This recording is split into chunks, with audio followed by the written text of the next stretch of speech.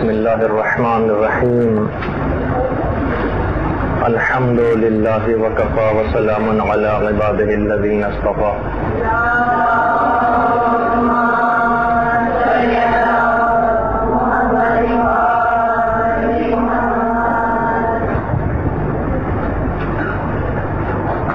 موت کی مرحلے وار تفصیلات، اس پر ہماری گفتگو جاری ہے. پہلے کچھ اہم ترین امور تمہیز کے طور پر، اور اس کے بعد سکارات موت کی کچھ تفصیل ہم آپ کی خدمت میں پیش کریں گے. علماء اخلاق نے اپنی کتابوں میں موت کی کئی اقسام بیان کی، کئی اقسام. آیت اللہ محسن قیراتی نے کہا کہ موت کی 4 اقسام ہیں. اچھے لوگ اچھی موت، اچھے لوگ بری موت،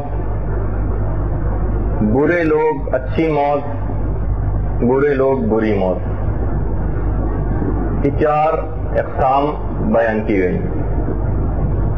اچھے لوگ اچھی موت، جو پہلی قسم،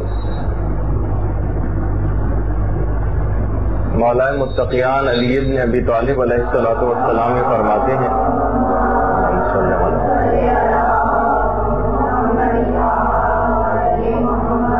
جب بھی کوئی نیک شخص مرتا ہے تو اس کو مرتے وقت ایک بشارت دی جاتی ہے. یہ بشارت سنتے ہی اس کی آنکھوں میں ایک چمک پیدا ہو جاتی ہے، مرنے کی خواہش اس کے دل میں پیدا ہو جاتی ہے، اور اس کی روح بآسانی قبض انصری سے پرواز کر جاتی ہے. اچھے لوگ اچھی موت، یہ روایت بہار الانوار میں علامہ مجلسی نے نقل کی. یہ پہلی قسم. دوسری قسم ہے اچھے لوگ بری موت یا سخت موت. اس سلسلے میں پیغمبر اسلام کی جو حدیث بہت مشہور ہے وہ یہ ہے، پیغمبر اسلام فرماتے ہیں کہ موت کے وقت کی جو سختیاں ہیں وہ مومن کے گناہوں کا کفارہ بن جاتی ہیں، تاکہ اب مرنے کے بعد اسے کوئی عذاب خدا نہ برداشت کرنا پڑے. اچھے لوگ تھے، نیک لوگ تھے، لیکن موت کے وقت کی سختی ان کے آئندہ کے عذاب کو برطرف کرنے کے لیے دی گئی. یہ دوسری قسم ہے اچھے لوگ بری موت، برے لوگ اچھی موت. تیسرے قسم. اس سلسلے میں ہمارے ساتھ امام مفتی قاسم علیہ السلام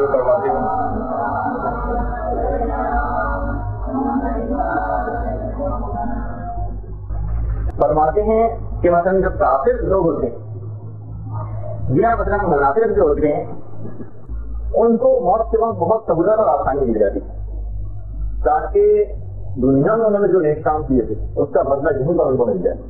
برے لوگ تھے لیکن موت کے وقت آسانی اور جلدی کی گئی، برے لوگ اچھی موت. چوتھی قسم ہے برے لوگ بری موت. وہ کافر، وہ منافر، وہ ظالم افراد، اور لوگوں کے لیے دنیا ہی سے عذاب کا پہلا تماشا بنا کے ہو جاتا ہے، اور اس کے بعد آخرت سے عذاب ملنا ہی. برے لوگ بری موت.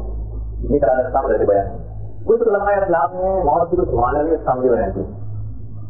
دلوں کی موت، قرآن کی آیت ہے پورے نمبر میں ان کا لا تسمعوا الموت. اے رسول اللہ، آپ ان مردہ دل لوگوں کو زندہ نہیں رکھ سکتے،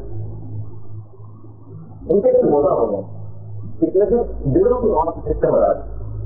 اسی اعتبار سے بہت ساری روایتوں میں، جیسے کہ مولانا کی روایت ہے، ان افراد کے لیے کہ جو امر بالمعروف اور نہی عن المنکر نہیں کرتے، معاشرے کے اندر گناہ ہوتے دیکھتے رہتے ہیں لیکن انسان سے جو نہیں رہتی، اور کوئی بالکل ایک عام سی بات ان گناہوں کو سمجھا جاتا.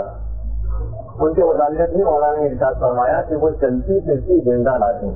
کسی کو اگر زندہ لاش دیکھنی ہو تو وہ ایسے افراد کو جیسے کہ جنہوں نے کہنا سننا لوگوں کو بند کر دیا اور بچے کو اپنے نماز اور روزے کے اندر مصروف ہے، اور باقی ان کو معاشرے کے اندر جو خرابیاں اور برائیاں پیدا ہو رہی ہیں اس سے کوئی سروکار نہیں. فضانے کا مجلس آیا زندوں کے اندر چلتی پھرتی لاشیں.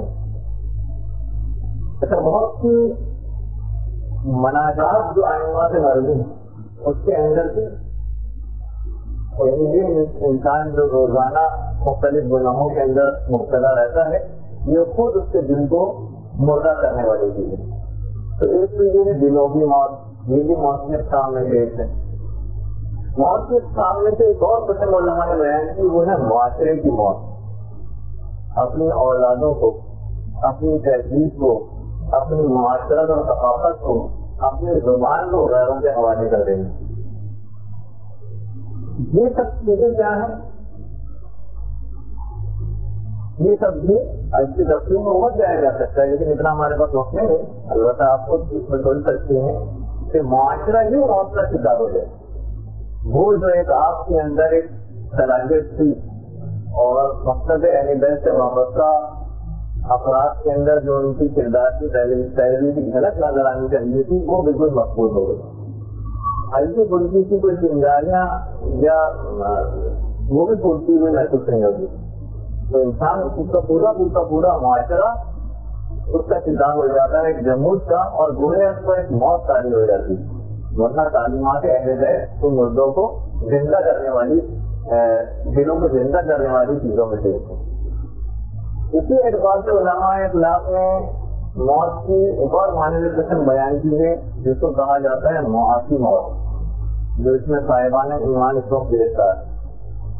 مومنین کا جو مطمئن نظر ہے اور جو گویا معراج ہے وہ بس نوکریاں حاصل کر لینا, لوگوں کی ملازمتیں کر لینا, اس کی لڑکیوں کے اوپر خوش ہو جانا, یا کوئی ٹریڈنگ کے اوپر بیٹھ کر کام کرنے والی جاب کو اپنی معراج سمجھ لینا.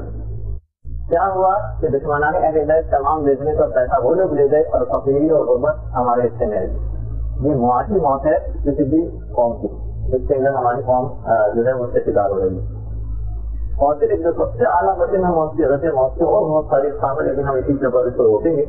شہادت کی موت, وہ عظیم ترین موت جو کہ قاتل کو صحت سے زیادہ چیزیں محسوس ہوتی تھی, اور ائمہ اور علماء کی تمام دعاؤں کے اندر اس کا کتنا زیادہ تذکرہ آیا ہے اور اس کی تمنا ظاہر کی گئی. علماء کے آپ دیکھیں, عنایت اللہ کوئی کا واقعہ بیان کیا تھا, اس کی حد تک انہوں نے خواہش کا اظہار کیا تھا کہ صدام کے نمائندے جنگ بند کروانے کی درخواست لے کر ان کے پاس پہنچے تھے, اور جب ڈرایا دھمکایا گیا تھا اللہ کوئی تو انہوں نے یہی جواب دیا تھا کہ تم مجھے موت سے ڈراتے ہو. میں نے تو سارے تین ہی تو میں نے زندگی میں دعائیں کی, جس کے اندر سے ایک دعا یہ تھی کہ خدا مجھے شہادت کی موت نصیب کرے. تو بہرحال علماء کے آرزوؤں میں سے ایک ہے, اور یہ بھی روایات کے اندر ایک بات ملتی ہے, آگے چل کے ویسے اس کا بھی ذکر آئے گا سکرات موت کی کیفیت میں. شہید کو جو مرتے وقت جو تکلیف پہنچتی ہے, ہمیں تو یہ نظر آ رہا ہوتا ہے کہ وہ خاک و خون میں ڈوبا ہوا ہے اور جسم پہ اس کے اتنے زیادہ زخم ہیں اور کتنا اذیت کے ساتھ اس کو شہید کیا گیا, لیکن مرتے وقت جو اس کو تکلیف ہوتی ہے وہ فقط روایت میں یہ ہے کہ اتنی ہوتی ہے کہ جتنی ایک چیونٹی کے کاٹنے کی ہوتی, بس اتنی ہلکی سی ایک اس کو کسک پہنچتی ہے اور بس اس کی روح ملاقات پروردگار کے لیے چلی جاتی. اچھا, پھر ایک سوال یہ پیدا ہوتا ہے کہ آخر یہ جو ہمیں موت کا خوف ہے, یہ موت کا خوف ہمیں کیوں ہے؟ دیکھیے اس کی بہت ساری وجوہات علماء نے بیان کی. پہلی بات تو یہ کہی گئی ہے کہ دیکھیں جو شخص بھی موت کو فنا اور نابودی سمجھتا ہو, بس اس کے بعد کچھ نہیں اور مر جانا ہے اور اس کے بعد کی کوئی زندگی نہیں, تو اس کو تو موت سے ڈرنا بھی چاہیے. فنا اور نابودی اگر اس کے خیال میں موت اس کا نام ہے تو پھر تو واقعی اس کو ڈرنے کی ضرورت. دوسری علماء نے وجہ یہ بیان کی ہے کہ دیکھیے اگر کوئی شخص اپنے خون پسینے کی گاڑی کمائی سے کوئی گاڑی خریدتا, اب اس کا پورا زندگی کا مقصد اور پوری چیز وہ گاڑی کے گرد گھومتی, اب اگر اس کی کوئی گاڑی اس سے چھین لے تو اس کی زندگی اجیرن ہو کے رہ جاتی. اس کو خوف محسوس ہوتا ہے اس خیال سے بھی کہ کوئی میری چیز چھین کے نہ لے جائے. اسی اعتبار سے جو حب دنیا جن دلوں کے اندر بہت راسخ ہو جاتی ہے اور بہت زیادہ وہ اس کے اندر مبتلا ہو جاتے ہیں, ان کے لیے اس دنیا کا فراق اور اس کو چھوڑنا بہت گراں گزرتا. اس کی مثال علماء نے اس چیز سے دی ہے کہ اگر ہمارے جسم مثلا ہاتھ کے اوپر اگر بال ہیں اور اس کے اوپر ہم کوئی پلاسٹر چڑھا لیں پھر جب ہم ہٹاتے ہیں تو جتنے زیادہ بال ہوتے ہیں ان کو پلاسٹر کو جدا کرتے وقت یا اس ٹیپ کو ہٹاتے وقت اتنی ہی زیادہ تکلیف ہوتی. ہاں البتہ اگر کسی جگہ جسم کے حصے پر بال نہیں اور وہاں وہ ٹیپ لگا ہوا ہے تو بڑی آسانی کے ساتھ وہ چھوٹ جاتا. اسی طریقے سے جو حب دنیا اور دنیا کی محبت میں گرفتار شخص ہوتا ہے اس کو دنیا چھوڑتے وقت بہت زیادہ اسی وجہ سے تکلیف ہوتی. اسی کے لیے وہ پیغمبر اسلام کی حدیث میں نے آپ کو سنائی تھی کہ کوئی بھی شخص تم نے دنیا کو آباد کر رکھا ہے آخرت کو ویران کر رکھا ہے تو آبادی سے ویرانے کی طرف جانا تو کوئی پسند نہیں کرتا. اس کی ایک وجہ یہی, یہ دوسری وجہ سے. تیسری وجہ جو لوگوں کے ڈرنے کی ہے موت سے, ان میں ایک چیز یہ بھی ہے کہ بعض اوقات ہوتا یہ ہے کہ راستے کی ناواقفیت یا کم علمی, ہمیں پتہ ہی نہ ہو اگر کسی چیز کا راستہ یا وہاں مثلا ہم چل پڑے کسی ملک کے لیے اور ہمیں اس کا راستہ ہی نہ پتا ہو تو اس میں بھی انسان ڈرتا ہے کہ نہ جانے میرے ساتھ کیا حشر ہوگا. تو بعض اوقات موت سے ڈرنے کی ایک بہت بڑی وجہ موت کے سلسلے میں معلومات کی بے انتہا کمی. لوگ اس ذکر کو سننا ہی پسند نہیں کرتے, اس کی تفصیلات میں جانا ہی پسند نہیں کرتے. آپ کا تو بہت ہمت اور واقعی قابل تعریف ہے کہ اتنا سنگین موضوع سننے کی خواہش آپ نے رکھی اور بہت سے تو ان کا دن نہ ہونے کے باوجود بھی یہاں پر تشریف لا رہی ہیں. لیکن زیادہ تر افراد کو آپ دیکھتی ہیں کہ وہ موت سے ڈرتے ہیں, حد تک کہ اس کا ذکر تک سننے سے ڈرتے ہیں. تو اس کی وجہ یہی ہوتی ہے کیونکہ رستہ اگر ناواقف ہو تو یا کم علمی ہو, اس کی وجہ سے بھی انسان ڈرتا ہے. اور ابھی ایک حدیث میں آگے چل کے پیش بھی کروں گا, ہو سکتا ہے آج ورنہ اگلی کلاس میں, کہ جس میں امام علی نقی علیہ الصلوۃ والسلام نے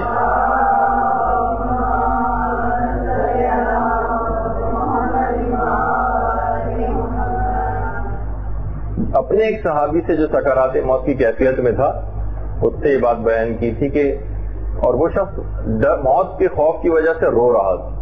تو امام نے اس سے یہی کہا تھا کہ تم اس وجہ سے فقط موت سے خائف ہو کیونکہ تم اس کی حقیقت سے ناواقف ہو. اور پھر امام نے کچھ اور جملے ارشاد فرمائے جو آگے چل کر آئیں گے. تو اس کے اندر بھی یہ بات کہ انسان کو پتہ نہیں ہوتا کہ میرے بعد کیا, مرنے کے بعد کیا ہوگا. وہ بس خدا کو ایک ظالم و جابر کے روپ کے اندر دیکھ رہا ہوتا ہے اور کسی عذاب کا انتظار کر رہا ہوتا ہے اس کی طرف سے, جبکہ معاملہ زیادہ تر حالات میں اس کے برعکس ہوتا ہے. اچھا, اسی اعتبار سے بعض اوقات یہ ہم عام فہم مثالوں سے اس کو سمجھانے کی کوشش کر رہے ہیں کہ موت سے لوگ ڈرتے کیوں ہیں. بعض اوقات سفر اگر انسان آپ کو درپیش ہے تو پیٹرول کی کمی یا مثلا پرانے ٹائروں کی خرابی کی وجہ سے اس کو خوف درپیش ہوتا ہے.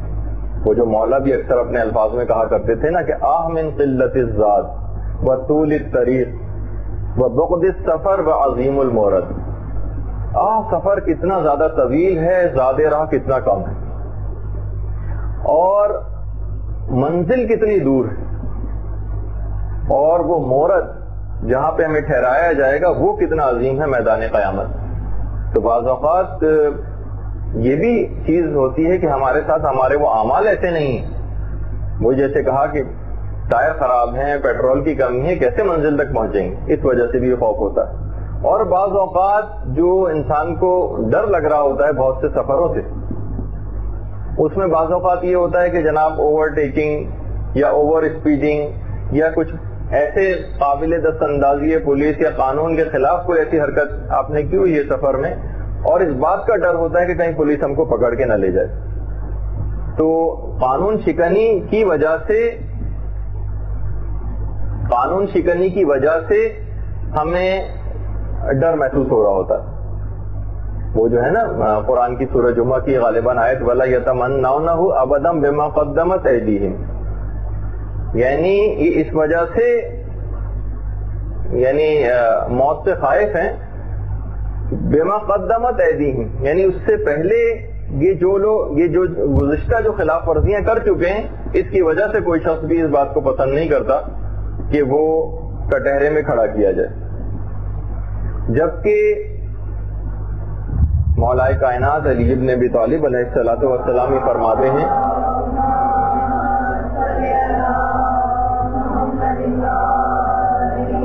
کہ دنیا میں الطاف الہی کے نمونے دیکھ کر مجھے یقین ہو گیا ہے کہ وہ پروردگار جس نے فرشتوں, رسولوں اور اپنے نبیوں کے راستے پر چلانا مجھ کو پسند کیا, وہ قیامت کے دن مجھے فراموش نہیں کرے گا. اور مجھے قیامت کے دن اس عظیم مقصد اور خدا کی طرف سے ہونے والی مہمان نوازی کے سلسلے میں کسی قسم کی کوئی تشویش نہیں، یہ مولا فرماتے تھے۔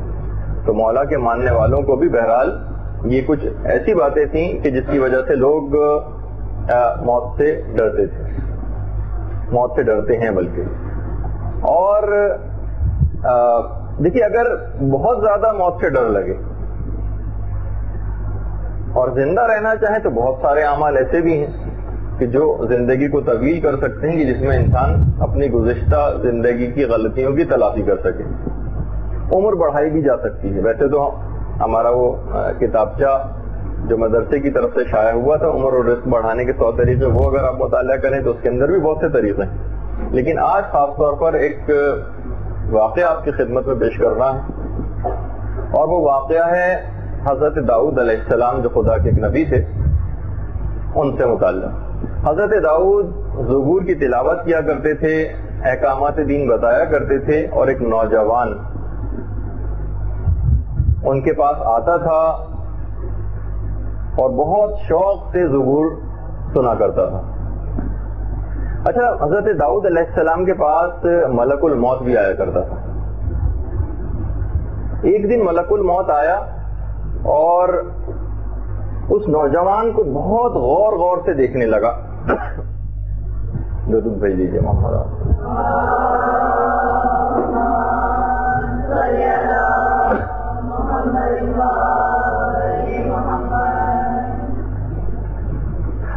تو بہرحال بہت غور غور سے دیکھنے لگا۔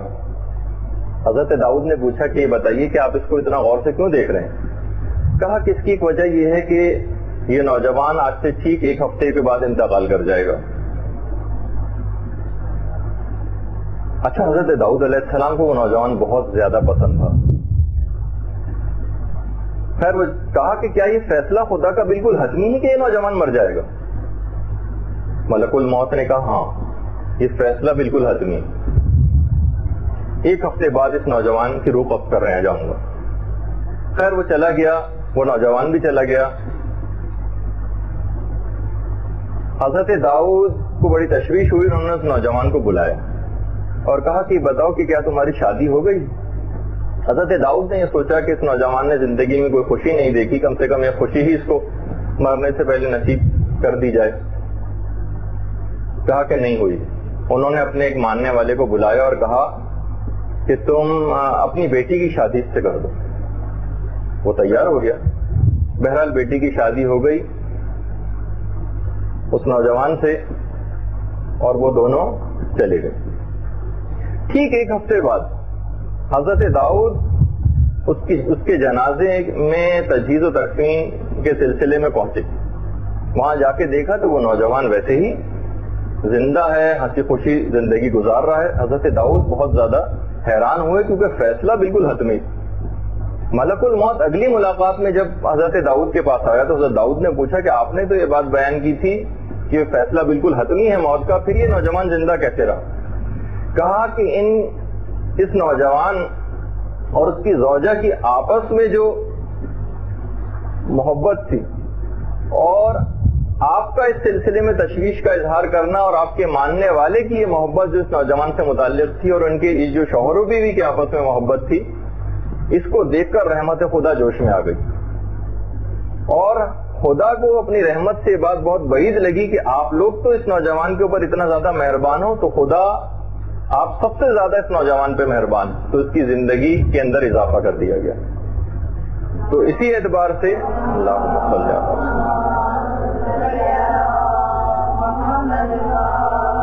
تو اسی اعتبار سے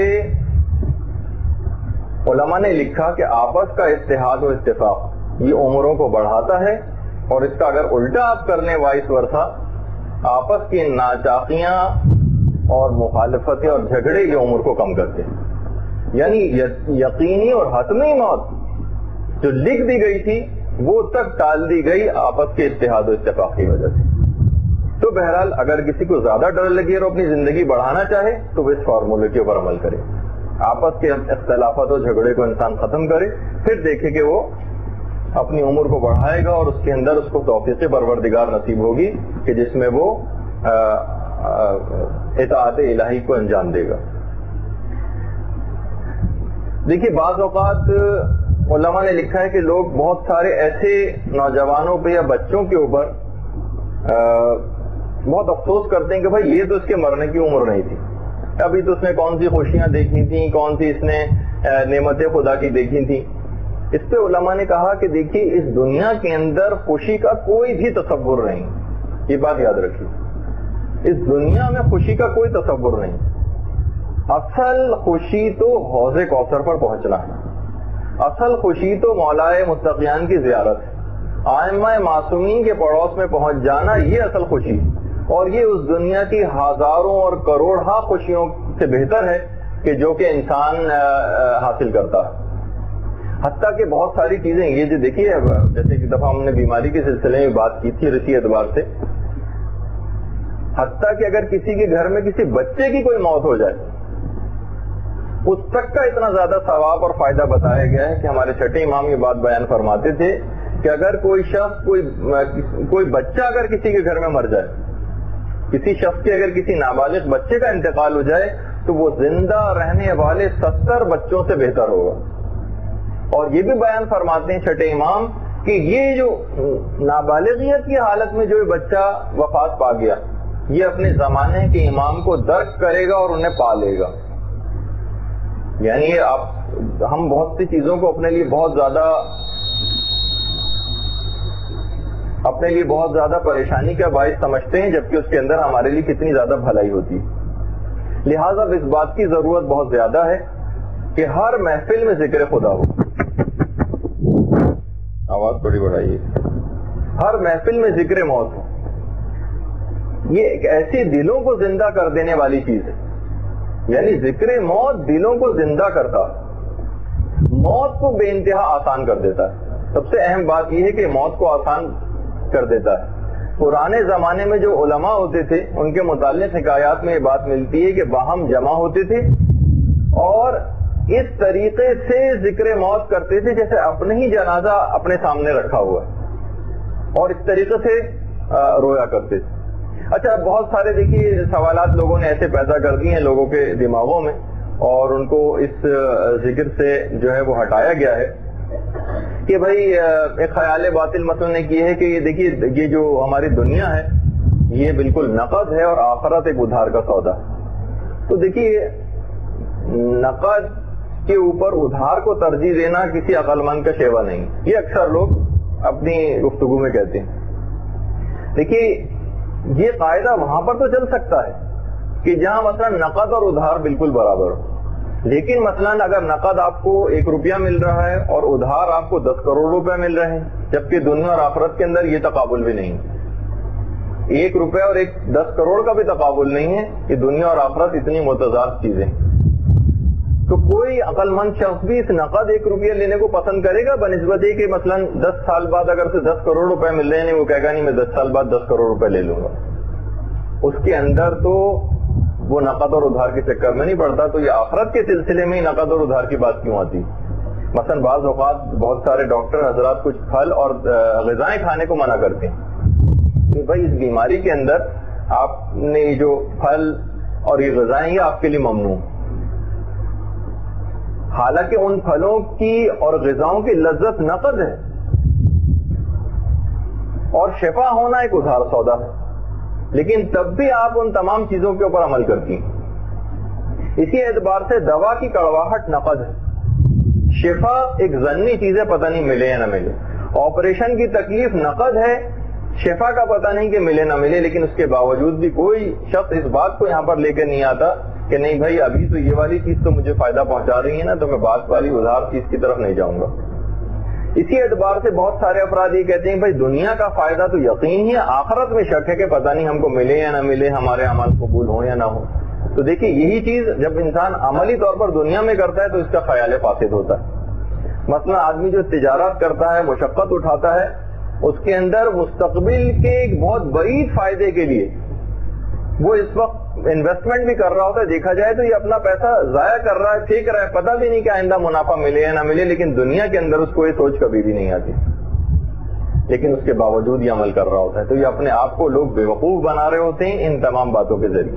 اسی اعتبار سے بہت سارے لوگ کہتے ہیں کہ بھائی آخرت کی باتوں کو تو ہمیں کوئی تجربہ نہیں، تو آخرت کو تو ہم نے دیکھا نہیں ہے، اس کی اور دنیا کے اندر ہم ان فائدوں کو دیکھتے ہیں.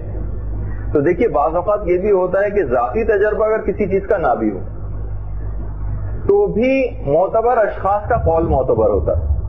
مثلا بیمار کو دوا کی تاثیر پتہ نہیں ہوتی لیکن وہ ڈاکٹر کے قول کے اوپر بھروسہ کر رہا ہوتا ہے. بلکہ سب سے زیادہ تو ایسے افراد کو بھروسہ کافروں اور یہودیوں کے دواساز اداروں کے اوپر ہوتا ہے کہ نہیں بھائی فلاں SKNF کمپنی جو ہے وہ تو بہت ہی اس کی دوائیں بالکل صحیح ہوتی ہیں. یعنی ان کے اوپر تو اتنا بھروسہ. اور مثلا جو قابل اعتبار افراد ہیں، ڈاکٹر سے تو آپ علاج کی کوئی دلیل نہیں طلب کرتے، لیکن انبیاء، اولیاء، صالحین، حکماء ان کے قول کے اوپر اس میں بھروسہ نہیں کریں گے آپ. چاہے کافر اور یہودیوں کے دواساز اداروں کے اوپر حد سے زیادہ بھروسہ ہوگا. تو بہرحال اب دیکھیے یہ سب چیزیں ایک ایسی چیزیں ہیں کہ لوگ اس کے اندر بہت زیادہ بیوقوف بن رہے ہیں. بہرحال یہ چند کچھ لوگوں کے باطل خیالات تھے جن کا ہم نے رد کیا. بس ایک آخری چیز ہم بیان کر کے اور اپنے سکرات موت کے جو موضوع ہے اس کے اوپر واپس چلے جائیں گے. دیکھیے چلیں ابھی آپ نے سنا کہ برے لوگ یا جن کے نامہ اعمال میں بہت زیادہ کمی ہے ان کا موت سے گھبرانا تو ٹھیک ہے. نیک لوگ کیوں موت سے گھبراتے ہیں؟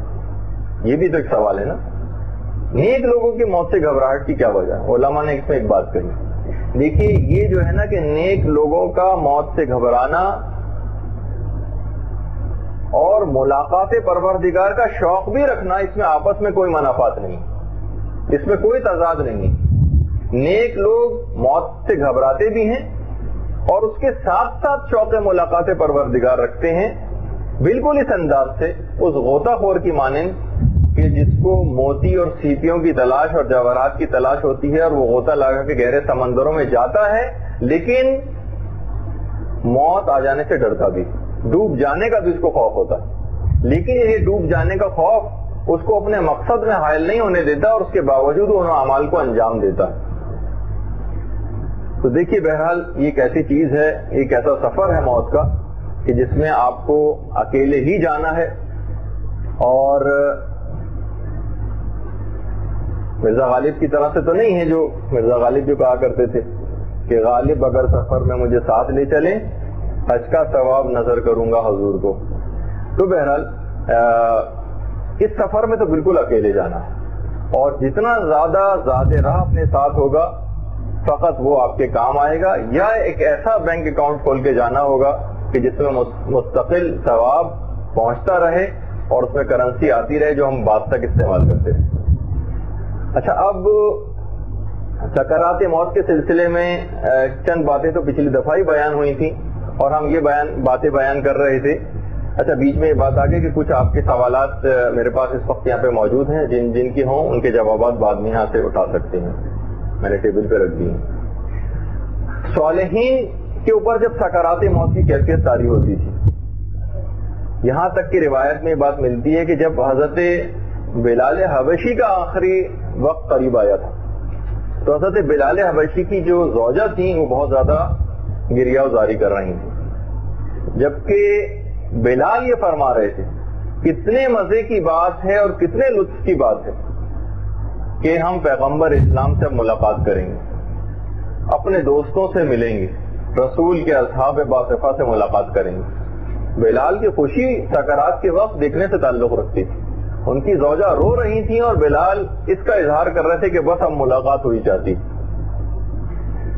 ایک عالم کا بھی جب وقت احتضار قریب آیا تھا اور وقت انتقال تو ان کی زوجہ بھی اسی انداز سے ان کے اوپر رو رہی تھی. تو وہ فرمانے لگے کہ زوجہ تم کیوں رو رہی؟ تو کہنے لگی کہ آپ کی جدائی پر رو رہی. کہا کہ تمہارے لیے زیادہ مناسب ہے کہ اپنے حال پر رو، کیونکہ میں تو 40 سال سے اس لمحے کا انتظار کر رہا ہوں. بہت سے علماء کے اور واقعات تو ایسے بھی ہم کو ملتے ہیں جس میں وہ انتہائی حشاش بشاش ہنستے مسکراتے اس دنیا سے گئے، مذاق کرتے ہوئے لطف لیتے ہوئے احتضار کا اس دنیا سے گئے. اور بہت سارے علماء کے اندر تو جذبہ تبلیغ اس حد تک زیادہ تھا کہ فرما رہے تھے حالت احتضار میں کہ چلتے چلتے تم کو ایک حدیث کو سناتا جاؤں، اور پھر اس کے بعد لوگوں کو حدیث سنائی اور جہاں جانے آفرین کے سپرد کی۔ اچھا، کچھ علماء کا جب ہم نے حالات پڑھے تو اس کے اندر یہ بھی ملتا ہے کہ لوگوں نے ان سے پوچھا کہ کیا آپ کو اس حالت میں بہت زیادہ تکلیف ہو رہی ہے؟ کہا کہ ہاں تکلیف تو ہو رہی ہے، مگر ایسی خوشی کے موقع پر تکلیف کا کیا ذکر؟ ملاقات پروردگار کی خوشی اس تکلیف کے اوپر غالب آ گئی۔ ایک عالم اس وجہ سے رو رہے تھے، دیکھیے ہم تو کسی اور وجہ سے ہمارے دماغ میں آتا ہے کہ عزیز و اقارب سے جدائی اور اس وجہ سے رونا، کچھ علماء اس وجہ سے رو رہے تھے اور کہہ رہے تھے کہ میں کئی مرتبہ جہاد کے اندر شریک ہوا ہوں اور ہر دفعہ میری خواہش تھی کہ میں شہادت کی موت مارا جاؤں، لیکن آج میں بستر پر ایڑیاں رگڑتے ہوئے مر رہا ہوں، اس کا مجھے سب سے زیادہ افسوس ہے کہ جس کی وجہ سے میں رو رہا ہوں۔ ایک عالم کا جب وقت احتضار قریب آیا اور مرنے کی کیفیت ان کے اوپر غلبہ کرنے لگی تو لوگوں نے ان کو کلمے کی تلقین کی کہ بھائی کلمہ پڑھ لیجیے، جیسے کہ ابھی آگے چل کر ذکر بھی ہوگا۔ تو ہنس کے کہنے لگے کہ تم مجھے کلمہ یاد دلا رہے ہو؟ خدا کی قسم، میرے اور خدا کے درمیان صرف اور صرف اس کی بزرگی اور عظمت کا پردہ، بس میں نے اس کو بھولا ہی کب ہوں کہ تم مجھے اس وقت کلمہ یاد دلا رہے ہو، اور اپنی جان دے دی۔ کچھ علماء اس وجہ سے بھی رو رہے تھے کہ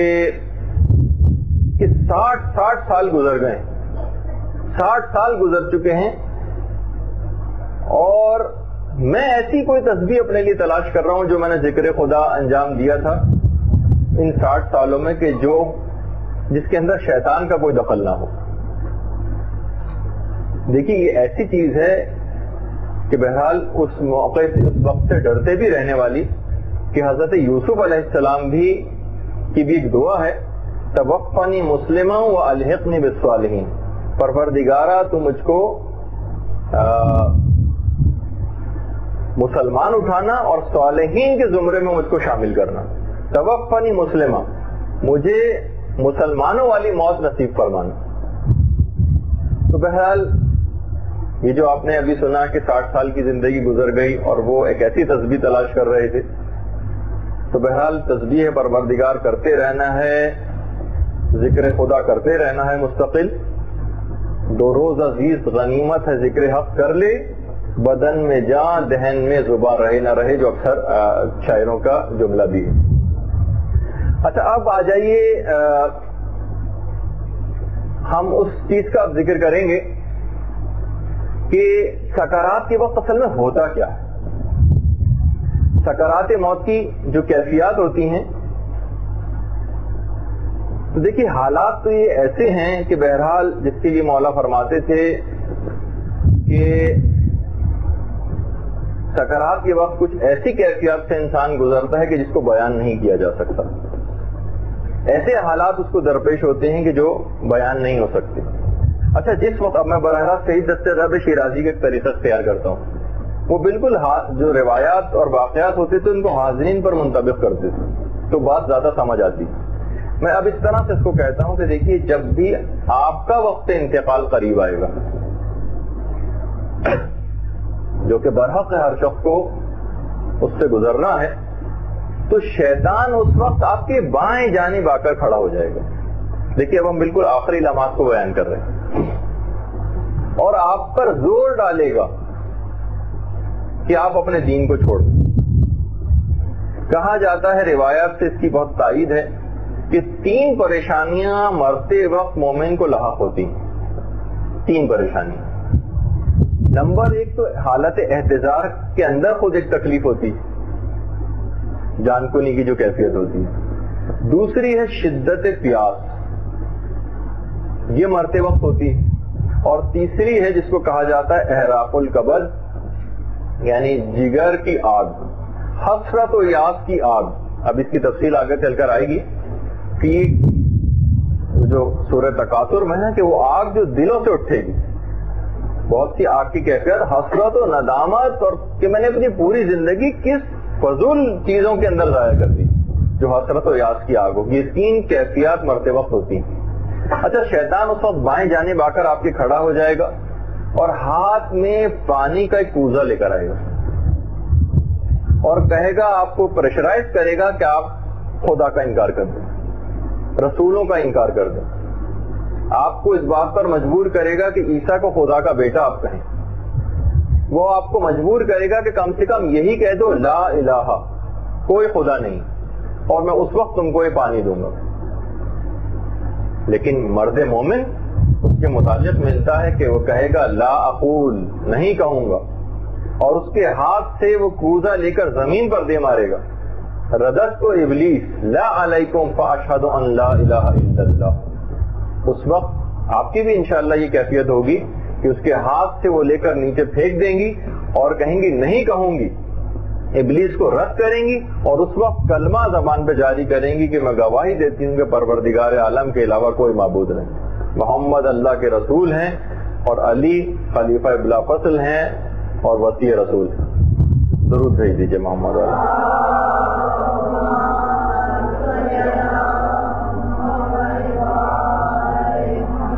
جیسے ہی آپ یہ جملے زبان سے نکالیں گے, شیطان اس وقت ایک زوردار چیخ مارے گا اور اپنے ماننے والے, بہت ساری ابھی میں اس کا آگے چل کے تذکرہ بھی کروں گا جب ملک الموت کی کچھ کیفیات بیان ہوں گی کہ وہ کس انداز سے آئیں گے, وہ اگلی نشست میں البتہ آئے گا. کہ شیطان اس وقت اپنے لشکریوں سے مخاطب کر کے کہے گا جو اس وقت وہاں پر مجمع لگائے ہوں گے کہ یہ شخص آخر کس طرح سے نجات پا گیا. تو اس وقت اس کے تمام لشکر یہ جواب دیں گے کہ یہ اپنی دنیاوی زندگی کے اندر گناہوں سے بچتا تھا تو اس کا یہ انجام تو ہونا ہی تھا.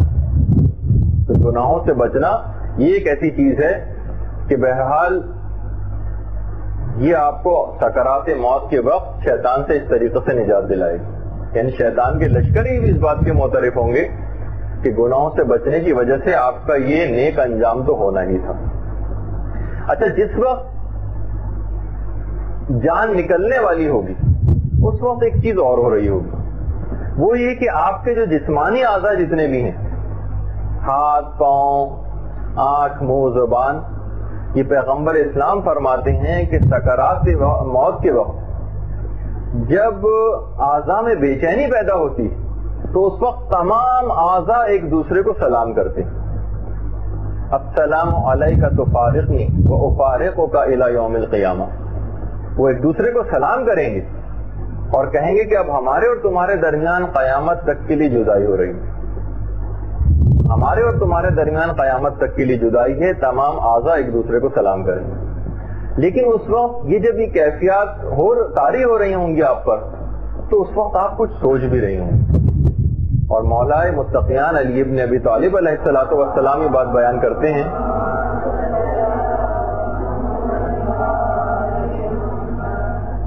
مولا کہتے ہیں کہ مرتے وقت ہر شخص کچھ سوچتا یہ کہ آخر میں نے اپنی عمر کو کن امور کے اندر صرف کر دیا, میں نے اپنی عمر کے قیمتی لمحات کو آخر کہاں پر لگا دیا. وہ اپنی دولت کو یاد کرتا ہے کہ میں نے کس طریقے سے اس دولت کو حاصل کیا اور میں نے کس انداز سے اس کو خرچ کیا. سب یہ چیزیں ساتھ چھوڑ جائیں گی, فقط عمل صالح جو ہوگا وہ باقی رہ جائے گا. تو اس کے دماغ پر ایک فلم چل رہی ہوگی اس وقت کہ اپنی پچھلی تمام زندگی کی کہ آخر میں نے کن فضولیات کے اندر اپنی اس عمر کو ضائع کر دیا. اچھا خالی وہ سوچتا نہیں بلکہ کچھ کہتا بھی ہے جو لوگوں کو سنائی نہیں دیتا. آپ بھی اس وقت کچھ کہیں گی بات, جو سورہ مومنون کی آیت بھی ہے نا کہ حتی اذا جاء احدهم الموت قال رب ارجعونی لعلی عملا صالحا فیما ترکت. کہ پروردگارا مجھے تو دوبارہ, جس کا مفہوم یہ ہے کہ مجھے تو دوبارہ زندگی عطا کر دے تاکہ میں اپنے ترک کیے گئے کاموں کو دوبارہ انجام دے سکوں. میں نے تو یہ بھی نہیں کیا تھا, میں نے وہ بھی نہیں کیا. اتنے ہی آپ کی خدمت میں اس سے پہلے ہم بار بار عرض کرتے رہتے ہیں کہ اپنے قضا واجبات کو انجام دینا, اپنی واجب نمازوں کو انجام دینا, واجب روزوں کو انجام دینا کہ وقت انتقال یہ سب چیزیں آپ کو یاد آئیں گی. اور اس وقت آپ کہیں گی بھی خدا سے کہ پروردگار مجھے اس کو دنیا میں واپس لوٹا دے تاکہ وہ کام جو میں نے ترک کر دیے تھے, فیما ترک تو, جو کام میں نے ترک کر دیے تھے ان کو میں دوبارہ جا کر انجام دے سکوں. لیکن نہیں، حکمت پروردگار یہ ہے آپ کا وقت پورا ہو چکا ہے، آپ کو بہت زیادہ مہلت دی گئی. اور وہ جو سورہ سجدہ کی بھی آیت ہے نا کہ لولا اخرتنی الی اجل قریب فاصدق واکن من الصالحین، اس وقت یہ بھی مومن کہتا ہے کہ جب ان کی موت کا وقت قریب آتا ہے، الی اجل قریب، جب ان کی موت کا وقت قریب آتا ہے تو وہ کہتا ہے فاصدق، کاش میں صدقہ دیتا رہتا اور صالحین میں سے ہو جاتا. تو خود صدقہ مستقل دینا یہ آپ کو اس افسوس سے نجات دلائے گا جو وقت مرگ ہمیں لاحق ہوگا. اچھا، جس وقت جان نکلنے والی ہوتی تو ظاہر ہے کہ مومن پریشان تو ہوتا، ایک پریشانی کسی ایک کیفیت آئے گی تو، لیکن اس وقت ملک الموت آپ کے پاس آ کر کھڑا ہو جائے گا اور آپ کی ڈھارس بندھائے گا. دیکھیے، ایک تفسیر المیزان میں علامہ محمد حسین طباطبائی نے اس آیت کی تفصیل کے ذیل میں ایک بات لکھی. وہ جو آیت ہے نا، یا ایھا النفس المطمئنہ ارجعی الی ربک راضیۃ مرضیہ فادخلی فی عبادی وادخلی جنتی، کہ مومن اس وقت طباطبائی فرماتے ہیں کہ بہت زیادہ ڈر رہا ہوگا تو ملک الموت آ کر اس کی ڈھارس بندھائے گا اور کہے گا ڈرو نہیں، میں تم پر تمہارے باپ سے زیادہ مہربان. اس وقت وہ یہ آ کر کہے گا اور کہے گا اپنی آنکھیں کھولو، کیونکہ مومن نے اپنی آنکھیں خوفزدہ ہونے کی وجہ سے بند کر لی ہوں. اور جس وقت وہ اپنی آنکھیں کھولے گا، علامہ محمد حسین طباطبائی فرماتے ہیں کہ وہ رسول و ائمہ کے ملکوتی چہروں کا مشاہدہ کرے گا اور بس اللہم صلی علی محمد، اور پھر اسی وقت جان دیتے وقت ایک آواز پروردگار آئے گی، یا ایتھا النفس المطمئنہ ارجعی الی ربک راضیۃ مرضیہ فادخلی فی عبادی وادخلی جنتی. اے نفس مطمئن، اپنے رب کی طرف پلٹا اس حالت میں کہ تیرا پروردگار تجھ سے راضی ہے اور تو اپنے پروردگار سے راضی ہے، میری جنت میں داخل ہو جا اور میرا بندہ بن جا.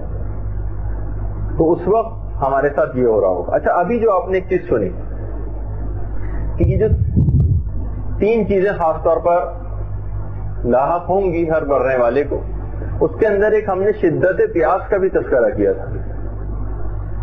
دیکھیے، خاص طور پر روایات میں یہ بات ملتی ہے کہ بہرحال مسلم معاشرے میں رہنے کی وجہ سے جس کے بہت سارے فائدے ہیں، ان میں سے ایک فائدہ یہ بھی ہے کہ ہمارے نوجوان اس حد تک نہیں بگڑ پاتے کہ جو کہ غیر مسلم معاشروں کے اندر جا کر آباد ہونے کی وجہ سے جس کا بہت زیادہ بیان ہوتا ہے. یہاں پر تو ان واقعات کی تفصیل کے اندر بھی جانا بیکار ہوتا. کہا جاتا ہے کہ جو شدید ترین پیاس جن لوگوں کو لگتی ہے یہ ان افراد کے لیے ہوتی ہے کہ جو شراب پیتے ہیں. ایک خاص طور پر ان افراد کو ہوتی ہے شدید ترین جو پیاس ہے. اب بہت سارے شعر اس انداز کے بھی کہے گئے ہیں کہ مثلا جس سے تشویق ہوتی، وائس شراب پینے سے کافر ہوا میں کیوں، کیا 3 چلو پانی میں ایمان بہ گیا. اکثر شاعران نے بڑے تشویق و ترغیب دلائی کہ جناب اس میں کوئی بات نہیں، ایمان تو نہیں بہ جائے گا 3 چلو اگر پی لیں گے تو بہرحال. لیکن یہ ہے اتنا بڑا گناہ. جیسے ایک دفعہ میں نے ذکر کیا تھا کہ مولا بیان فرماتے تھے کہ 40 اونٹوں کی قطار اور جو سب سے 40واں اور آخری اونٹ ہے اس کے اوپر شراب کی کوئی خالی بوتل بھی موجود ہو تو علی اس پہلے اونٹ کی مہار پکڑنے کو تیار نہیں. تو بعض اوقات دیکھیے یہ ایسے گناہ ہیں کہ وہی میں نے کہا کہ بہرحال مسلم معاشروں کے اندر رہنے کی وجہ سے بہت سی چیزوں سے جو ہم بچے ہوئے ہیں اور آہستہ آہستہ بھی چیزیں ٹوٹتی جا رہی ہیں کہ لوگ ان غیر مسلم معاشروں کے اندر جا رہے ہیں کہ جہاں کسی قسم کا کوئی روک ٹوک نہیں ہے، وہاں پر یہ علماء یہ تمام حدیثیں بیان بھی کرتے ہیں. تو ہاں، البتہ یہ جو ایک عمومی طور پر ایک مومن کو بھی جو پیاس لگے گی، ایک بہت زیادہ شدید پیاس ہے، وہ تو شرابیوں کے لیے مخصوص ہے. اور مومنین کے لیے جو ہلکی نوعیت کی بہرحال ایک پیاس ہوگی کہ جب بھی وہ شیطان پیالہ لے کر آئے گا پانی کا. اس کے 2 طریقے بتائے گئے ہیں اس پیاس سے بچنے کے بھی، جو کہ زندگی میں ہم کو کرنے ہیں. ایک طریقہ بتایا ہے پیغمبر اسلام ختمی مرتبہ صلی اللہ علیہ وآلہ وسلم نے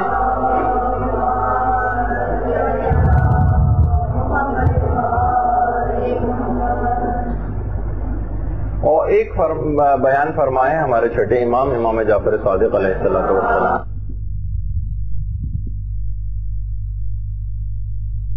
یہ بات بیان فرماتے ہیں جو شخص بھی شعبان میں 8 روزے رکھے گا وہ پیاسا نہ مرے گا اور اس دنیا سے سیراب ہو کر جائے گا حوض کوثر سے.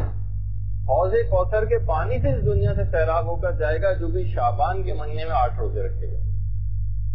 تو رجب کے بعد اگلا مہینہ شعبان ہی کا ہے تو اس کے اندر بھی انسان کوشش یہ کرے کہ پیغمبر کی اس حدیث کے اوپر عمل کرے تاکہ اس شدت پیاس سے بچ سکے.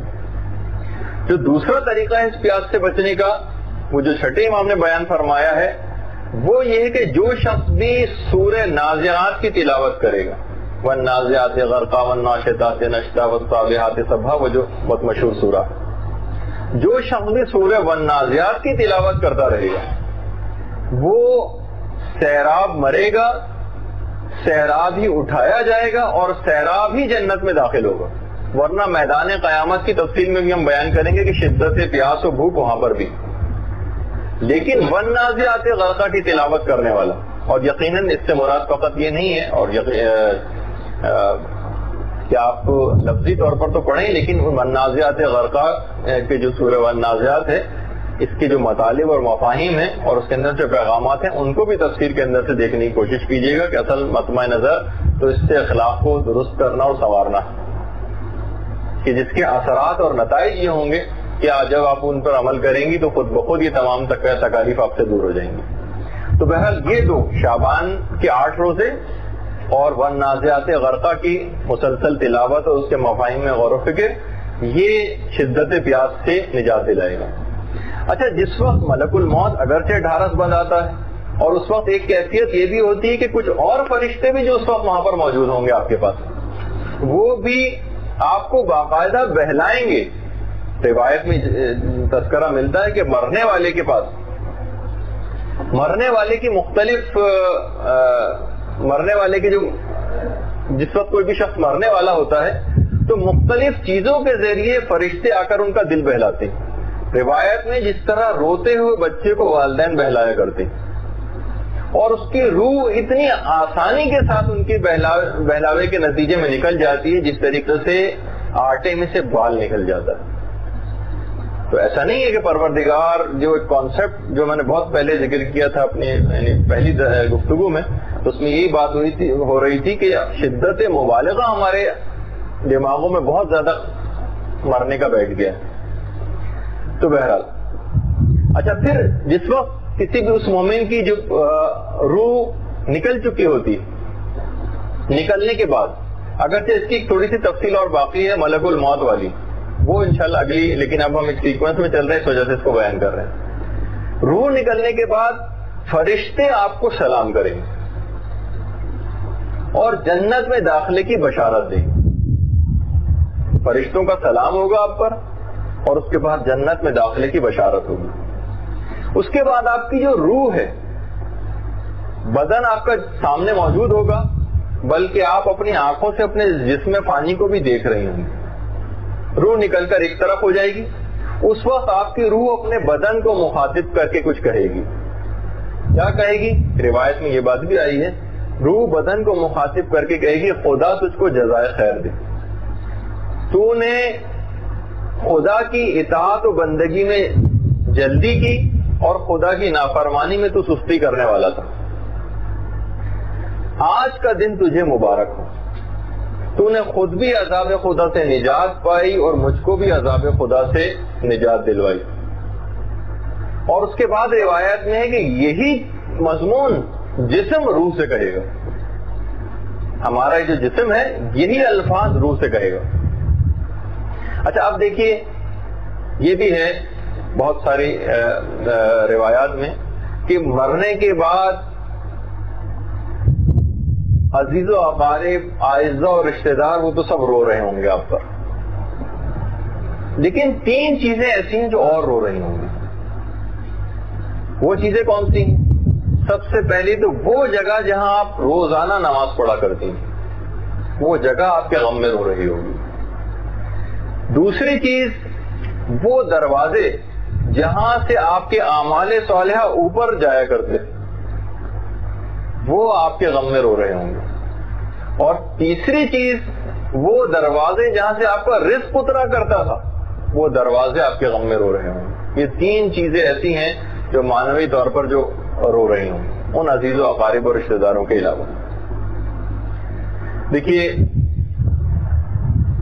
یہ بھی جو ہم نے پچھلی دفعہ بیان کیا تھا کہ نہ صرف یہ کہ مولا کائنات وقت انتقال قریب آتے ہیں بلکہ تمام ائمہ معصومین علیہ السلام پیغمبر اسلام شہزادی یہ سب لوگ بھی مرنے والے کے وقت قریب آتے ہیں.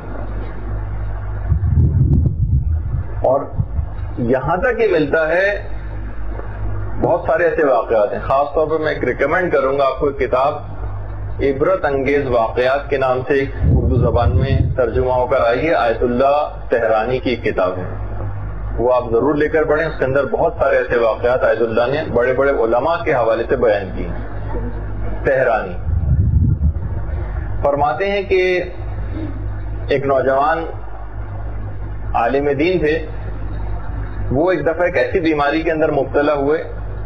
حکایات کے اندر تو بہرحال خسرہ کی بیماری کا تذکرہ ہے اور خسرہ کی بیماری جو میزلس ہوتی ہے جب واقعی اس میں کمپلیکیشن ہو جاتی ہیں تو اس کے اندر مرنے تک کے خطرات ہوتے ہیں. تو بہرحال مرنے کے قریب وہ پہنچ گئے.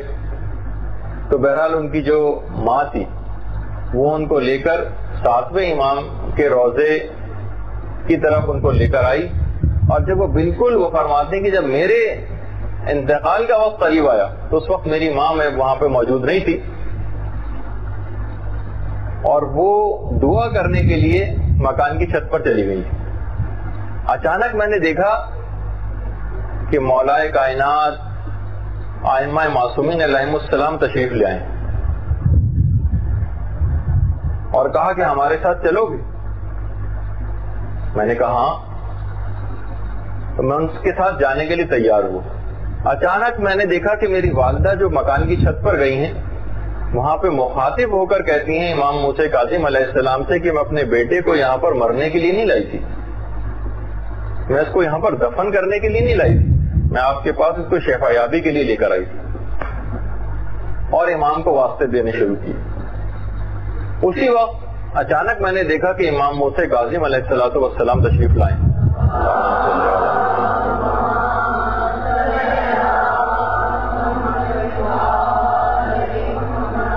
اور آ کر مولا کائنات کی خدمت میں آ کر عرض کرتے ہیں کہ اس نوجوان کی والدہ نے مجھ سے توسل کیا ہے, میں آپ سے درخواست کرتا ہوں کہ اس نوجوان کی زندگی کی مدت کو بڑھا دیں, اس نوجوان کی زندگی کی مدت کو بڑھا دیں. مولا کائنات نے پیغمبر اسلام سے ارشاد فرمایا یہ جملے کہ اس کی ماں نے یہ درخواست کی ہے 7ویں امام کے توسل سے. تو اس وقت پیغمبر اسلام نے ملک الموت کو مخاطب کر کے کہا کہ وقت معلوم تک کی مدت کے لیے چلے جاؤ, اس کی مدت کو بڑھا دیا گیا اور پھر وہ تمام حضرات چلے گئے. یہ زندہ ہو گئے دوبارہ. آیت اللہ تہرانی فرماتے ہیں کہ جس وقت ان کی والدہ ادھر کے آئیں تو یہ اپنی والدہ سے انہوں نے بہت زیادہ ناراضگی اور غم کا اظہار کیا کہ ائمہ معصومین علیہ السلام مجھے لینے کے لیے آئے تھے اور آپ نے مجھے جانے نہیں دیا, اور بہت عرصے تک ان سے اس انداز سے خفا رہے. تو ایک تو یہ. دوسرا آیت اللہ تہرانی نے ایک واقعہ اور لکھا ہے. فرماتے ہیں کہ ایک اور عالم دین تھے کہ جو ایک جگہ پر موجود تھے, وہاں پر ان کی شادی ہوئی اپنی زوجہ کو لے کر. وہ کسی دوسرے سفر پہ گئے, بلکہ نجف آئے تو دیکھا کہ وہاں پر ایک شدید وہ خاتون معظمہ بیمار ہو گئی, اور بیمار ہونے کے بعد وقت انتقال ان کا قریب آ گیا.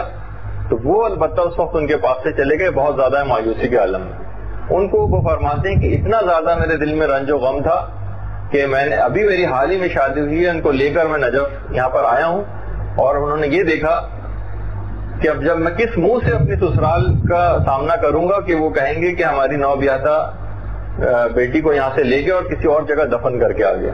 اتنی زیادہ خفت اور شرمساری ان کے دل میں پیدا ہوئی کہ اس وقت ائمہ سے توسل کرنا شروع کیا. جس وقت ائمہ سے توسل کیا اور بہرحال کہ مولا آپ مجھے اس سے نجات دلائیے جو خفت و شرمندگی مجھے اٹھانی پڑے گی. واپس آ کے دیکھا تو ان کی زوجہ حشاش بشاش بیٹھی ہوئی لیکن سخت ناراضگی کا اظہار کر رہی اور کہنے لگی مولا متقیان علی ابن ابی طالب مجھے لینے کے لیے آئے تھے اور تم نے مجھے ان کے ساتھ جانے نہیں دیا. خود مولا نے کہا تھا کہ ہمارے ساتھ چلنا پسند کرو گی؟ تو میں نے کہا جی جی مولا. اور اس کے بعد میں جانے کے لیے تیار ہوئی کہ اچانک میں نے دیکھا کہ تم آ گئے ہو اور مولا سے درخواست کر رہے ہو. مولا کے دامن کو بلکہ پکڑ لیا کہ مولا میری بیوی کی زندگی کو واپس کر دیجیے. تو مولا نے اس کے بعد ملک الموت سے کہا کہ اس کی مدت وقت معلوم تک کے لیے بڑھا دی گئی ہے تم چلے جاؤ. تو بہرحال یہ ایک ایسی چیز ہے کہ اس سے یقینی طور پر جو کہ مسلمات عقائد شیعہ میں سے یہ ہے کہ ائمہ معصومین کا وقت احتضار قریب آنا اور مومن کا ہنسی خوشی ان کے ساتھ چلے جانا. البتہ بہت سے واقعات ایسے بھی رہے جیسے جو آپ کی خدمت میں پیش ہوئے کہ جس میں روح کو واپس پلٹا دیا گیا. باقاعدہ روایت میں ایک چیز اور بھی ملتی ہے جو بہار الانوار میں علامہ مجلسی نے لکھی. ایک شخص جو کہ ناصبی تھا دشمن اہل بیت کا خطاب جہنی اس کا نام تھا. اس کا جب واصل جہنم ہونے کا وقت قریب آیا تو بہت سارے لوگ اس وقت تقیے کی حالت میں پڑوس میں رہا کرتے تھے. ایک مرد مومن فرماتے ہیں کہ بہرحال اس کی عیادت کے لیے میں گیا تقیتاً تو میں نے دیکھا کہ وہ بالکل جاں بلب ہے مرنے کی کیفیت میں اور بہت زیادہ تکلیف میں. اور بار بار میں نے بہت قریب آ کے اس کے منہ سے سنا تو وہ جملہ بار بار کہہ رہا تھا کہ اے علی تم نے میرا کیا بگاڑا تھا جو میں تمہاری اتنی مخالفت کرتا رہا. بار بار یہ جملہ کہہ رہا تھا. وہ آدمی وہ سیدھا چھٹے امام کی خدمت میں آیا اور کہا کہ مولا وہ اس انداز کے جملے کہہ رہا تھا. تو امام نے فرمایا خدا کی قسم اس نے یقیناً علی کو دیکھا. خدا کی قسم اس نے یقیناً علی کو دیکھا. کیونکہ بہرحال روایات کے اندر یہ بات آئی ہے کہ چاہے مرنے والا کوئی مومن ہو یا کافر علی ہمیشہ اس کے سرہانے ضرور آتے ہیں. اور جیسے کہ پچھلی دفعہ ہم نے بیان کیا تھا کہ مومن ان کو دیکھ کر بے انتہا خوش ہو جاتا ہے اور بہت آسانی سے ان کے ساتھ چلنے پر تیار ہوتا ہے خوشی خوشی. اور کافر و منافق کی مایوسی حد سے زیادہ بڑھ جاتی. اور باقاعدہ یہ بھی علامہ مجلسی نے ایک پورا واقعہ لکھا ہے ایک حمیری کا. ایک عالم تھے حمیری. سب لوگ ان کے پاس جمع ہو گئے محلے کے پڑوسی وغیرہ بھی آ گئے حتیٰ کہ ناصبی افراد بھی ان کے وقت انتقال قریب ہے. اچانک سے لوگوں نے دیکھا کہ ان کے چہرے پر ایک کالا نقطہ پیدا ہوا اور وہ بڑھتے بڑھتے پورا چہرہ ان کا سیاہ پڑ گیا. اسی وقت تمام ناصبی حضرات نے جو ناصبی کہتے ہیں دشمنان اہل بیت سے انہوں نے بہت خوشی کا اظہار کرنے لگے اور جو مومنین تھے وہ بہت ہی افسردہ اور غمگین ہونے لگے. اچانک سے لوگوں نے دیکھا کہ وہ سیاہی چہرے پر سے چھٹنے لگی اور پورا چہرہ ان کا پورا چہرہ دوبارہ سے نورانی ہو گیا. اس وقت تمام مومنین کرام نے اس وقت انتقال ان کے چہرے کو دیکھتے ہوئے نعرہ درود ایک بلند کیا.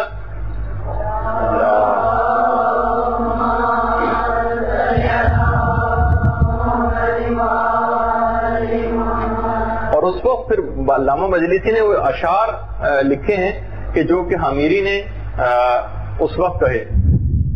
بلکہ ان کا مفہوم یہ تھا کہ جو شخص بھی اس بات کا معتقد نہیں ہے جو شخص بھی اس بات کا معتقد ہے وہ یہ بات جان لے کہ وہ انتہائی غلطی پر ہے کہ علی اپنے ماننے والوں کو مشکلات میں تنہا چھوڑ دیتے.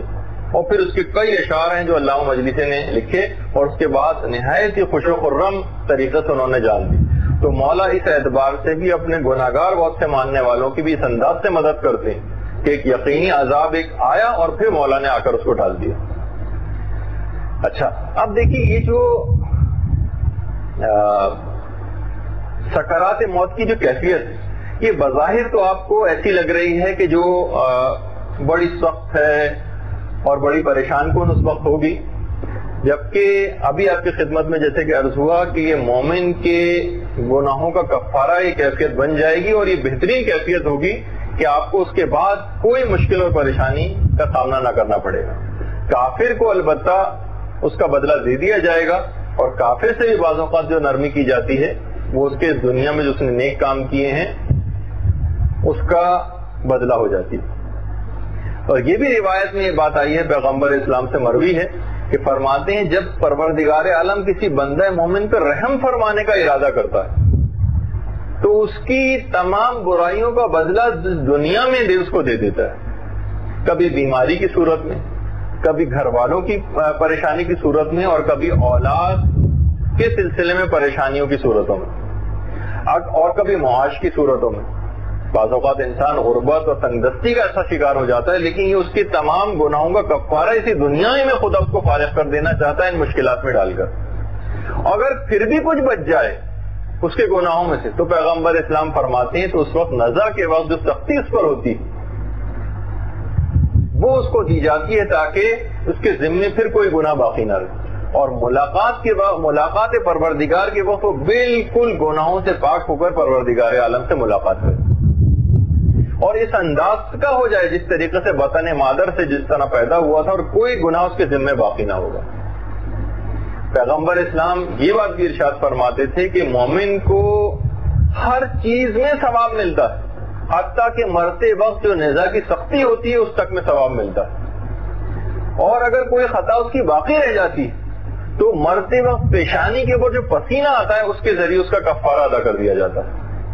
ایک عالم تو اس بات کی سب تک معترف تھے کہ بیان فرماتے تھے اپنے ماننے والوں سے کہ تم لوگ وقت احتضار اور سکرات کے وقت میرے قریب موجود رہنا، اور اگر میری پیشانی پر تم کو پسینہ نظر آئے تو مجھ کو خوشخبری سنا دینا۔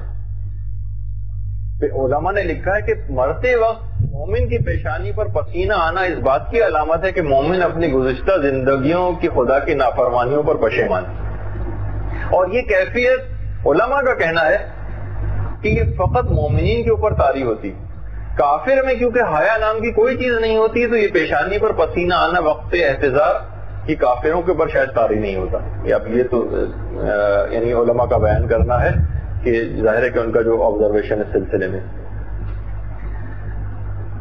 اچھا، جو کافر اور منافق ہیں البتہ بہرحال یہ ہے کہ ان کو تو بے انتہا اذیتوں کا سامنا کرنا پڑ سکتا ہے، بلکہ پڑتا ہے زیادہ تر اوقات میں، سوائے اس کے کہ خدا ان کو کچھ جو نیک اعمال کیے تھے اس کا بدلہ اس دنیا ہی میں دے دے، ورنہ ان کے متعلق تو یہاں تک ملتا ہے کہ انتہائی ہولناک تکالیف ان کو برداشت کرنا پڑیں گی، جو کہ آروں سے زیادہ چیرے جانے، قینچیوں سے کاٹے جانے اور ہانڈیوں میں ابالے جانے سے زیادہ خطرناک۔ اور یہ روایات میں ملتے ہیں جملہ کہ اگر یہ کیفیات جو کافروں اور منافقوں کے اوپر طاری ہوتی اگر یہ مومنین کو پتہ چل جائیں تو ان کی دن اور رات کی زندگی اجیرن ہو جائے اور ان کی نیندیں ہی غائب ہو جائیں، یہاں تک یہ چیز ملتی ہے۔ اچھا، اتنا میں اور بتا دوں کہ یہ جو شیطان جو قریب آ کے کھڑا ہو جاتا ہے اور بہکانے کی کوشش کرتا ہے، اس کا ایک فارمولا ہے کہ کن افراد یہ حربہ کن افراد کے اوپر اس کا کارگر نہیں ہوگا، جنہوں نے اپنی زندگی کو خدا کی زیادہ تر فرما برداری میں صرف کیا، وقت انتقال شیطان کو اس پر غلبہ حاصل نہیں کرنے دیا جائے گا، یہ خدا کی طرف سے ہوگا۔ ایسا نہیں ہے کہ جس نے پوری زندگی زیادہ تر فرما برداری کے اندر پروردگار عالم کی گزاری، اس پر مرتے وقت شیطان کو اس پر غلبہ دے دیا جائے۔ ہاں، البتہ کسی شخص نے اگر اپنی پوری زندگی شیطان کی چراگاہ بنتے ہوئے گزاری اور نافرمانیوں سے پوری زندگی کو عبادت کر کے رکھا ہے ڈھٹائی کے ساتھ، تو ایسے شخص کے لیے یہ خطرہ بہت زیادہ موجود ہے کہ کہیں شیطان اس کو وقت مرگ ایمان اس کا زائل نہ کر دے اور اس پہ تسلط نہ حاصل کر لے۔ اچھا، اب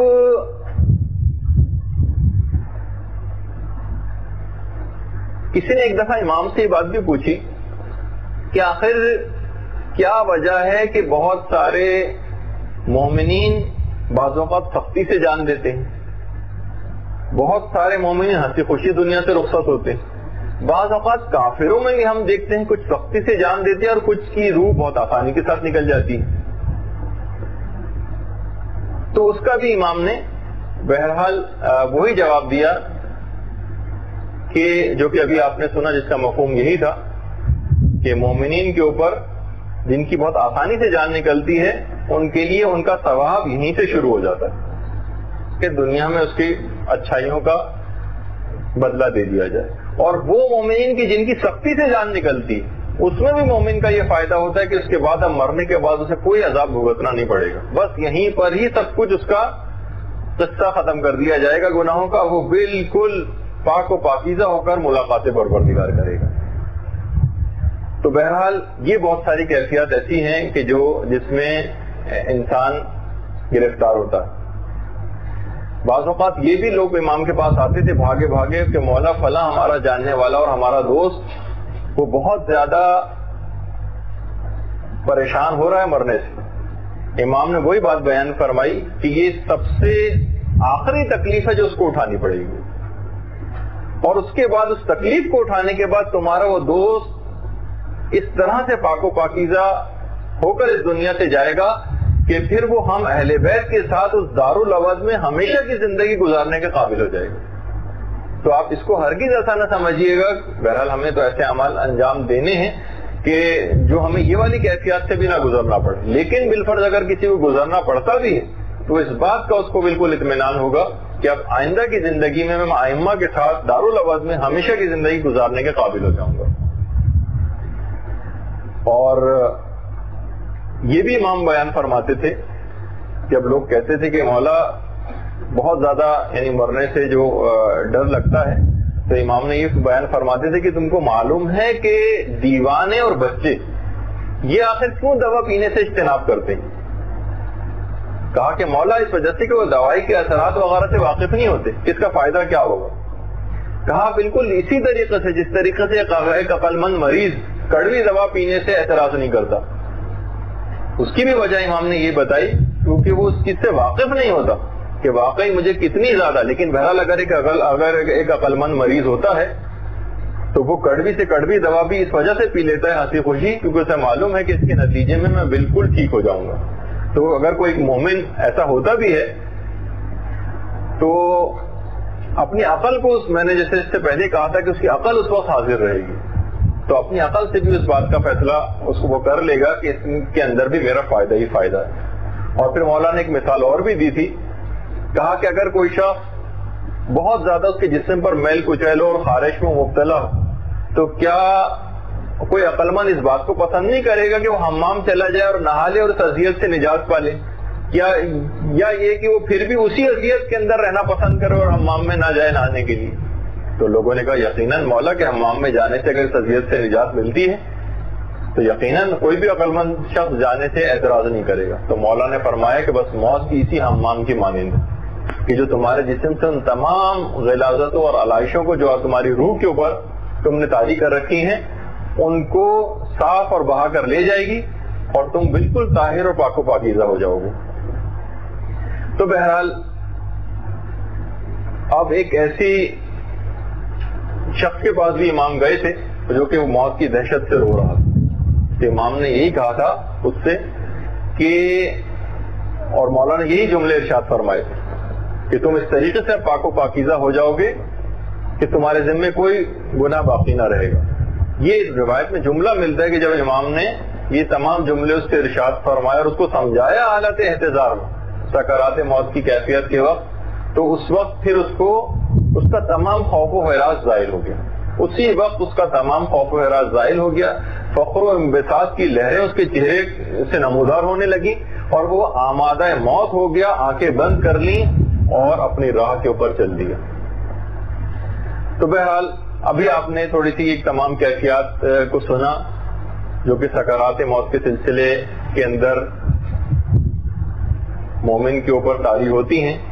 البتہ ابھی بہت ہی اہم ترین چیز باقی، سکرات موت کی کیفیات کچھ اور، ملک الموت کی آمد اور اس کی تفصیلات وہ کچھ اور ابھی باقی ہیں. مرتے وقت جو ایمان کے ہاتھ سے نکل جانے کا خوف لاحق ہوتا ہے بہت سارے اعمال ایسے ہیں کہ جن کی وجہ سے یہ خوف پیدا ہو سکتا ہے کہ کہیں مرتے وقت ہمارا ایمان ہمارے ہاتھ سے زائل نہ ہو جائے. وہ گناہ کون کون سے ہیں ان کا ہم ذکر کریں گے. وہ کون کون سے اعمال ہیں کہ جو ان تمام کیفیات سے آپ کو نجات دلا دیں گے.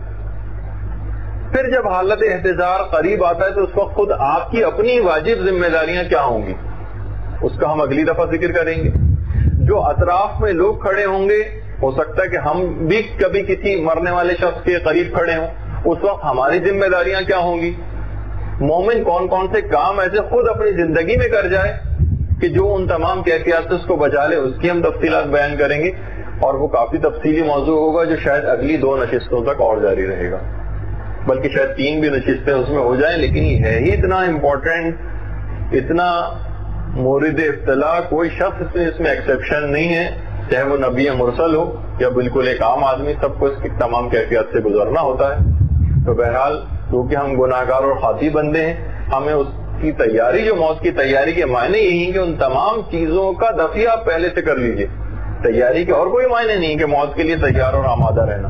مثلا آپ نے کہا کہ جناب شدت پیاس ہوگی تو 2 آپ کو چیزیں پتہ چل گئیں, شعبان کے 8 روزے آپ رکھیے, اور اس کے بعد بنازعات غرقہ کی روز تلاوت, اس کے مفاہیم میں غور و فکر, اور اس طریقے سے بہت ساری کیفیات اور چیزیں آپ کی خدمت میں پیش آتی رہیں گی. ہم گفتگو یہیں پر روکتے ہیں. السلام علیکم ورحمۃ اللہ وبرکاتہ. اللجن اللجن اللجن اللجن یا مولا اللجن اللجن اللجن اللجن اللجن اللجن اللجن اللجن یا صاحب السماء اللجن اللجن